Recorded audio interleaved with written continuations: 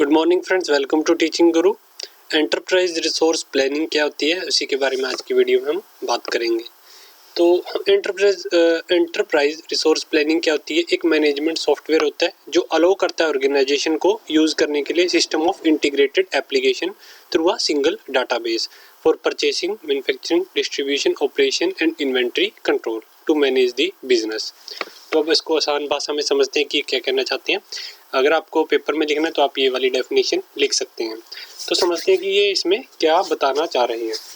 तो किसी भी बिजनेस को मैनेज करने के लिए हमें परचेजिंग करनी पड़ेगी। कोई भी, अगर हमारी कोई फैक्ट्री है तो हम परचेज करेंगे रॉ मटेरियल को, या फिर हम उस रॉ मटेरियल परचेज करके उसके बाद उसकी मैन्युफैक्चरिंग करेंगे आगे। उसके बाद उसको डिस्ट्रीब्यूट करेंगे, जो भी हमने रॉ मटेरियल मंगवाया था मैन्युफैक्चरिंग कर ली, जो भी हमारा प्रोडक्ट बना उसको हम आगे डिस्ट्रीब्यूट करेंगे। ठीक है, उसके ऊपर अलग अलग ऑपरेशन भी लगाए जाएंगे और इन्वेंट्री को भी हमने कंट्रोल करके रखना पड़ेगा। इन्वेंट्री कंट्रोल का क्या मतलब है कि इन्वेंट्री कंट्रोल यानी कि जो भी हमारी इन्वेंट्री, जो भी रॉ मटेरियल हमारी इन्वेंट्री में पड़ा है उसको मैनेज करके रखना पड़ेगा। ना तो वो ज़्यादा होना चाहिए, ना ही वो कम होना चाहिए।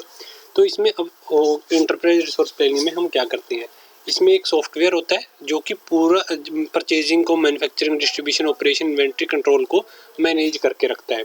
एक सॉफ्टवेयर कह सकते हैं, या फिर एक सॉफ्टवेयर होता है जो अलो करता है ऑर्गेनाइजेशन को उसके सिस्टम को यूज़ करे, उसकी एप्लीकेशन को यूज़ करे एक सिंगल डाटाबेस में।